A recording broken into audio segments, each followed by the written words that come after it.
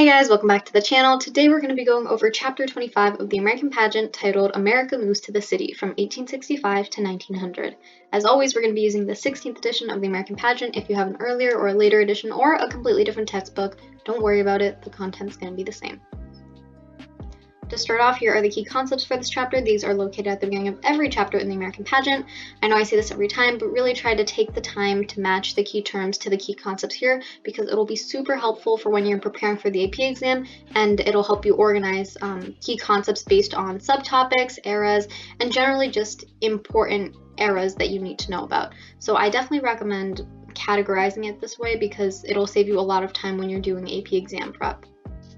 Okay, so let's talk about urbanization and immigration. These are like the really important topics from this chapter, and if you're going to take anything away from this chapter, it's got to be these two things. So let's talk about urbanization first.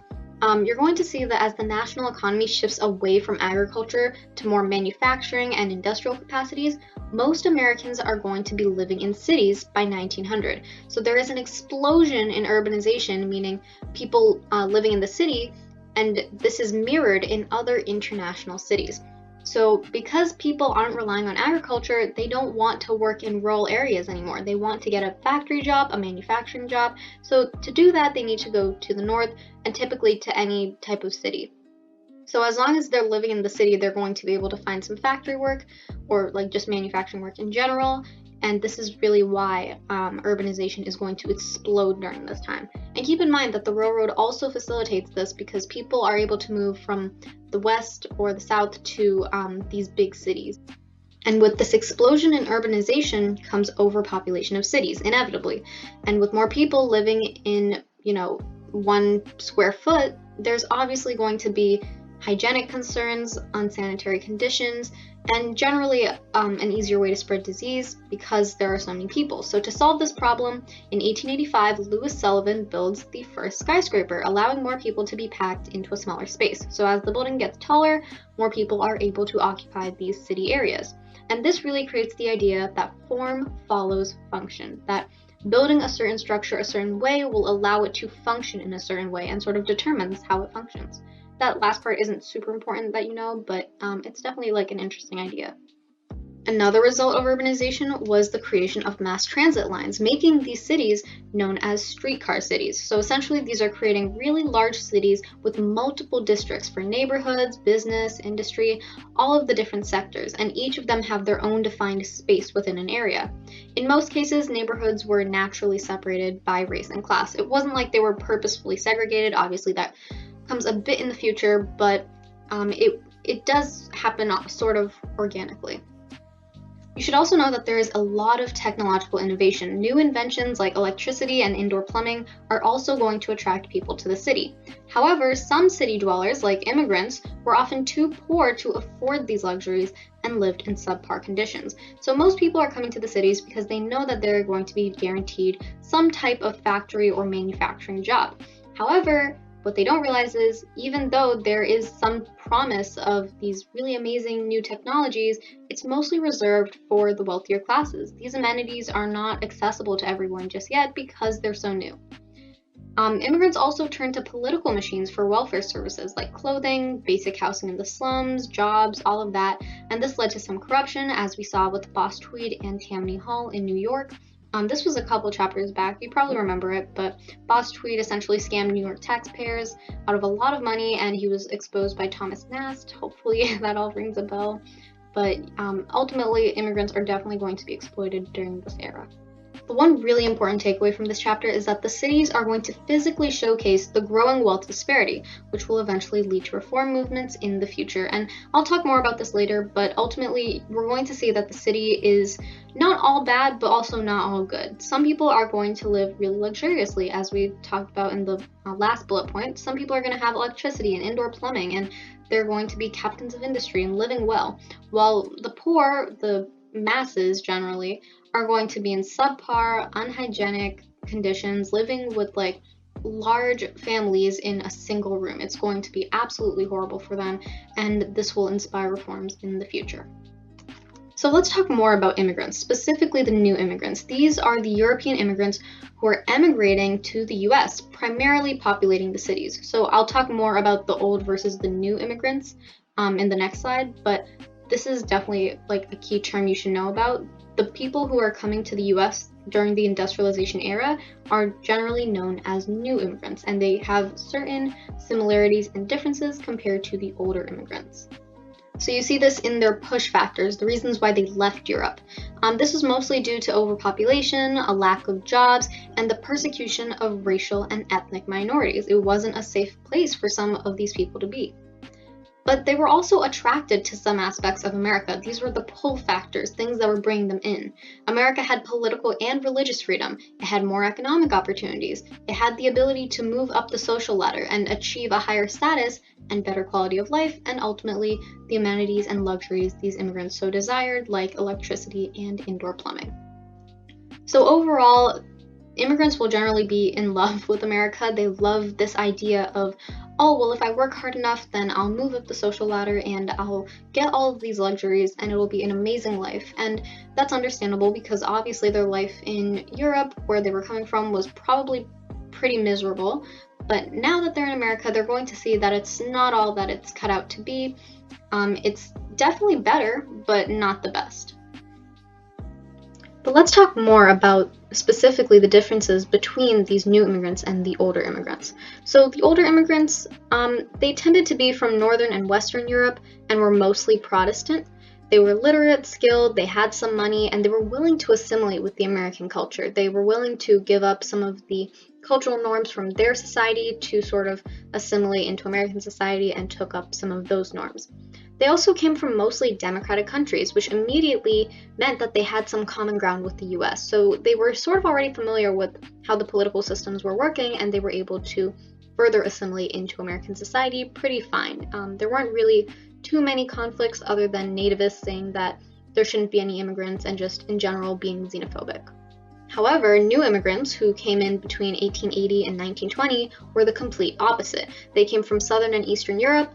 They came from mixed religions like Catholic, Protestant, Jewish.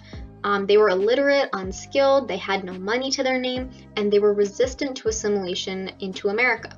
They also came from countries with no history of democracy. They had, generally more radical ideologies like communism, socialism, and other things besides democracy. So essentially, they don't really have anything going for them, and people will generally dislike them because of these reasons. And we're going to see an explosion of nativism as a result of this.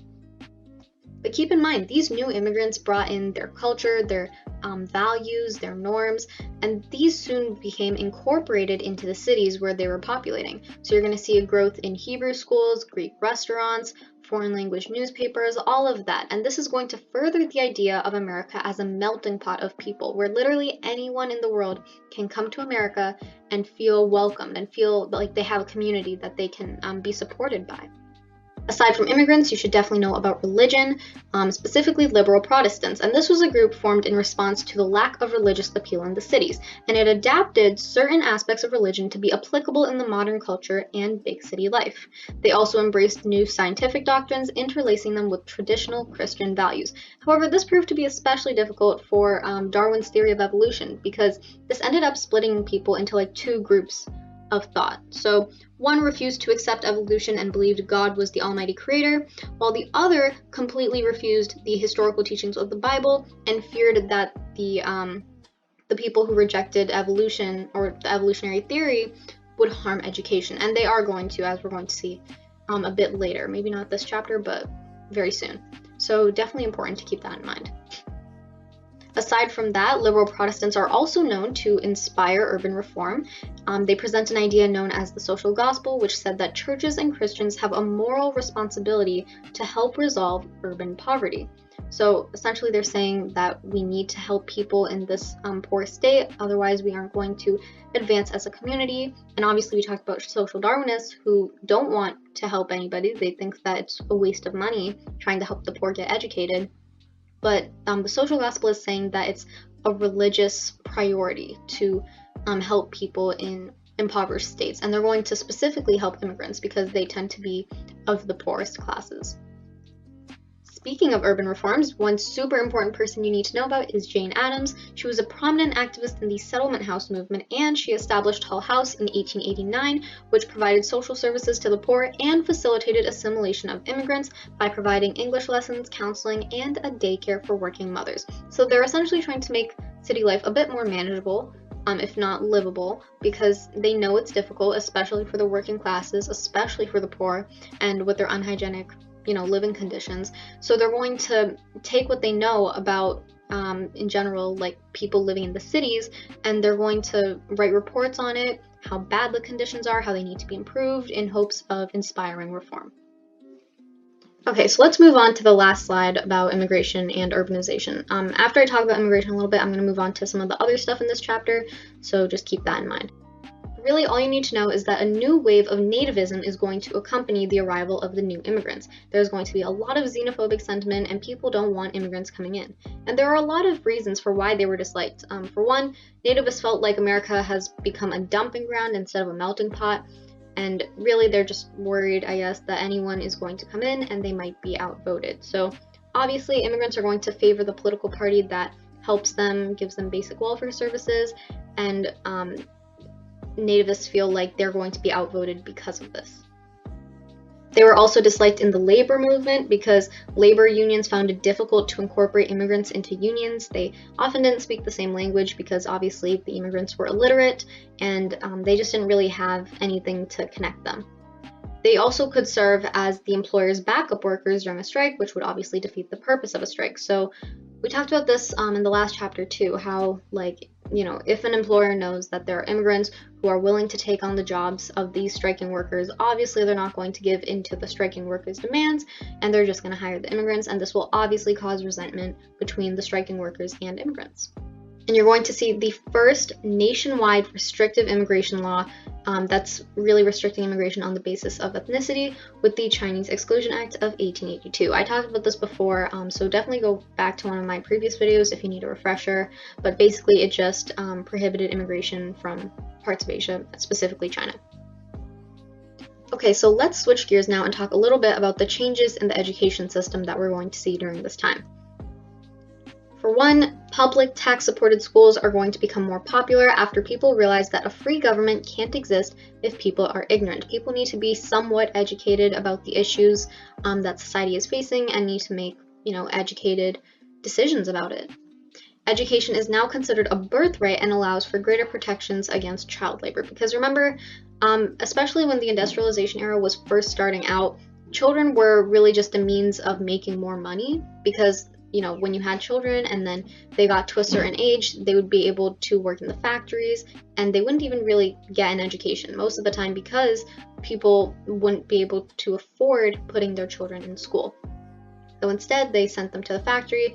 They, didn't really care about the conditions of the factory because they just needed the child to make money, and then that child would contribute to the family income, and that would just continue with the rest of the children. So now education is seen as something that is fundamental to a child's development, and many children are going to go to school now. Some schools go as far as to incorporate religion into schooling, which causes conflicts in the future. And meanwhile, there are new teacher training schools called normal schools that are built in order to educate the next generation of teachers, in order to educate the next generation of children. However, despite all of these monumental things, education for African Americans is still really slow. There's a very tense racial system still, and it's definitely discriminatory towards African Americans. And white people still want to maintain the superiority that they think they have over African Americans because, they don't have slavery to reinforce that. So they need to be reinforced in some way. And although there's segregation, and although African Americans are way more harassed by the KKK and other groups, they still want to feel some level of superiority. And education will allow them to prevent African Americans from moving up the social ladder. And regarding the education of African Americans, there are really two schools of thought that you should know about. One is Booker T. Washington. He worked as the head of the Tuskegee Institute and taught thousands of black students in agriculture and the trades, which allowed them to gain self-respect and financial self-reliance. So they're no longer financially dependent on other people, as we saw with sharecropping. Essentially, he believed that economic equality with whites would eventually lead to societal equality, but some criticize this view as accommodationist to white supremacy. So essentially, Washington, he is well-intentioned. He's trying to say, let's earn our respect. If we are able to educate ourselves, then maybe white people will see us as worthy and they'll naturally treat us respectfully. But really, it's not obviously like that, because he is simplifying the problem to it all comes down to education and respect. And really, it's more than that, because white people, some white people at least, believe that African Americans are inherently inferior to them. So it's not just a matter of, earning respect, but it's more like changing their perspective. In fact, one of his strongest critics was W.E.B. Du Bois. He was known for being the first African American to earn a PhD from Harvard, and said that Washington was encouraging the perpetual inferiority of African Americans to manual labor. So essentially, he's saying that we shouldn't tie African Americans to, their worth in terms of what they produce for other people. In other words, they are inherently equal to other people because they're human. He also established the NAACP, which is the National Association for the Advancement of Colored People. So essentially, Du Bois is saying that you can't really excuse white supremacist behavior, which is what he saw Washington doing. He believes that, African American people, they are inherently equal to white people, and they shouldn't have to prove their worth by, doing certain jobs and climbing up the social ladder. Although that is necessary for, the development of African Americans themselves, it isn't going to change the perspective of white people who are racist, because they need to understand that human beings are inherently equal. Okay, so now let's talk more about education and the women's rights movement, because these are going to be very central to this era, not necessarily as much as urbanization, industrialization, and all of those other things, but definitely a very important piece of the era that you should know about. In terms of education, you should know about the Morrill Acts of 1862 and 1890. These gave states public land to build schools, which eventually became known as land-grant colleges. This led to the creation of hundreds of colleges and universities, especially with the additional resources that specifically industrial tycoons provided, like Carnegie, Mellon, Rockefeller. All of them really contributed to the educational system by donating millions and millions of dollars. This helped establish a more structured system with greater opportunities for everybody. So you're going to see that education is really going to blossom during this time. Again, not for everybody, because African Americans are still going to be segregated from their white peers, and other racial minorities, of course, are also going to face discrimination, but to some extent, it's definitely improving. And with all of these educational improvements, we're going to see that schools are going to employ pragmatism. Pragmatism is the philosophy that the value of any given concept or idea is based on its ability to solve a problem, and embraced the uncertain nature of experimental knowledge. You don't really know anything until you try it out and see if it's useful or applicable in the real world. This was also inspired by Darwin's new evolutionary theory, which said that species will live longer, will last more generations if they learn how to adapt to their environment based on their previous experiences. So all of this encouraged the idea of learning by doing instead of just rote memorization. Sure, you could memorize all of the facts in the world, but at the end of the day, if you don't really know how to put any of it to good use, it's all just stuck in your head and it's basically useless. So really, the idea of pragmatism is just getting people to learn by doing stuff. Aside from that, you should know about yellow journalism. This isn't really too relevant in this chapter, but it will be in following chapters, and it was mentioned in this chapter, so I'm just gonna leave it here for you, and I will refresh your memory in later chapters when we have to really extensively talk about it. But essentially, it's sensationalized journalism in order to increase the circulation of newspapers and capture the public's attention. It's basically just clickbait, if you think about it that way. All they're trying to do is just to capture the public's attention with a really dramatic headline. People will buy the newspaper, they'll make a profit, and people will continue to go back to the newspaper because they read this flashy headline. And the story itself, although there is some truth to it, will be largely melodramatic, and there won't be really anything at its core, and this is going to become really relevant during war. These exaggerated and often unnecessary stories prevented the practice of true journalism from really growing. So again, this is just exaggerated news, really just trying to get people riled up, and again, this will become very relevant in the near future. But if you're going to take anything away from this slide, it should be that the feminist movement is going to expand immensely during this era, and it really gets its boost when Charlotte Perkins Gilman writes Women in Economics, encouraging women to stop being dependent on men and actually contribute to society in fields outside of homemaking or other generally women-dominated fields like secretarial positions or being a telephone switchboard operator, all of those types of jobs. And simultaneously, amidst this growing feminist movement, we're going to see that there's a growing divorce rate and more use of birth control. So women are realizing that their sole purpose in life is not just, giving babies and raising a family. It's so much more. They can have jobs, they can pursue their passions, learn new skills. That's not just a man's thing. And obviously, men will still think that it is for men and that women shouldn't, that they should be in their cult of domesticity in the home and they shouldn't leave the kitchen, and women are going to fight back against this. But despite all of their accomplishments, Black women were excluded from this organization. It was made purely of white women. So Ida B. Wells, she creates an organization for women of color in 1896. But really your key takeaway, at least regarding the feminist movement, should be that by linking a woman's traditional role in the household to her worth as a citizen knowledgeable enough to vote, feminists were able to achieve their goal, because apparently being a person living in the country just wasn't good enough. But yeah, I'll be bitter about that later.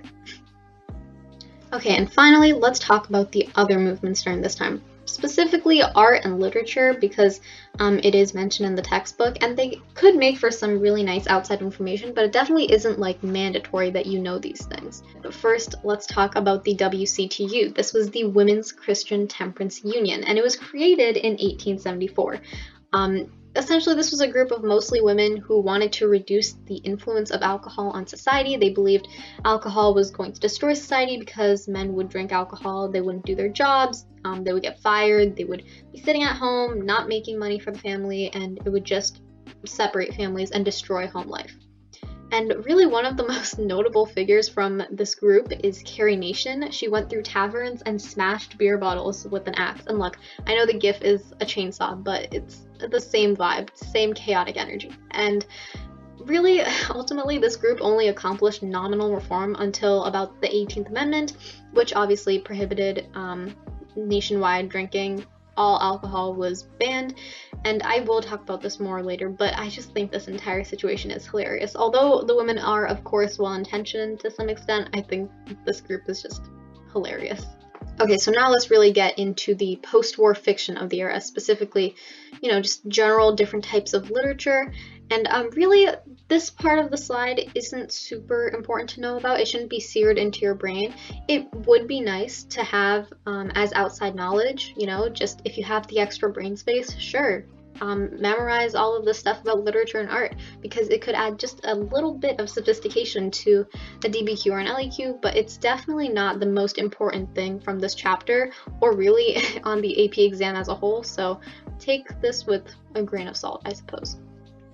For one, you should know about Horatio Alger. He wrote rags to riches stories describing how a poor boy became a rich man through hard work and bravery. And many people aspired to achieve this ideal, but really laissez-faire politics and severe corruption prevented many people from accomplishing this. So although it was a nice thing to look forward to be inspired by, it wasn't really the true story that many people experienced. Another genre you should know about is realism. This illustrated contemporary lives and society without romanticizing it. It's basically saying it is what it is, some parts of it are bad and some parts of it are good, and here it is. And one really notable contributor to this, you probably recognize the name, is Mark Twain, who described the hardships of frontier life and was also really well known for satire. Another important genre is naturalism. This was basically branching off of realism, but it was a more extreme version that emphasized how an environment affected a person's character, and they really highlighted this by placing poor or lower class characters in bad conditions, essentially saying that conditions define the person. And obviously this isn't true in all cases, there's always an exception, but that's what people write about. Last genre you need to know about is regionalism. This was writing about life before industrialization, so it's really allowing people across the nation to learn about these different types of regions in the country, because the North is going to be different from the West, which is going to be different from the South, and this is really going to bond people despite their regional differences. It also, again, promotes unity and shows that there's some lingering nostalgia for a time before industrialization. Because remember, although industrialization was amazing and it did have a lot of technological innovation, there is nuance to it. It's going to be particularly bad for a lot of people who move to the cities to find these new manufacturing jobs. And this is a really interesting concept that DBQs and LEQs like to test. They like to test your ability to find the nuance in things. And industrialization is a perfect example of this. Industrialization is both good and bad, and it's your job to determine, based on whatever documents you're given and whatever information from the textbook that you memorize, whether or not the pros outweigh the cons or vice versa. Aside from literature, art and music become increasingly accessible to people, and the phonograph allows people to listen to music at home, so they're no longer limited to just the wealthy. Everyone is able to listen to and enjoy music and art. It's not just, a rich, pretentious thing anymore. It's really become a lot more accessible than it used to be. In terms of architecture, there's the City Beautiful movement, where architects strive to beautify the cities in order to make them more attractive. Obviously, they probably weren't the most pretty places to be in because they were very unhygienic, overpopulated, lots of people per square foot, so it's bound to be a pretty not great place, and they wanted to beautify it in order to make the world look prettier. And finally, last thing you need to know about is the World Columbian Exposition. This was inspired by the City Beautiful movement and honored the achievements made in art, architecture, and science, and made a mini city to symbolize the ideal that people were striving for. So essentially, the US wants to be as sophisticated as Western Europe. They want to, have all of the technological innovation and all of the luxury, and it's going to take a while to get there, obviously, but that's really the ideal that they're striving for. So that does it for this chapter. Here are the credits for how we got everything you just saw. Thank you so much for watching. Comment below if you have any questions. Please be sure to like and subscribe because it really helps me out and lets me know that this video was helpful for you, and it helps me make videos in the future. So yeah, you know the drill. Thank you so much for watching, and I'll see you in the next chapter.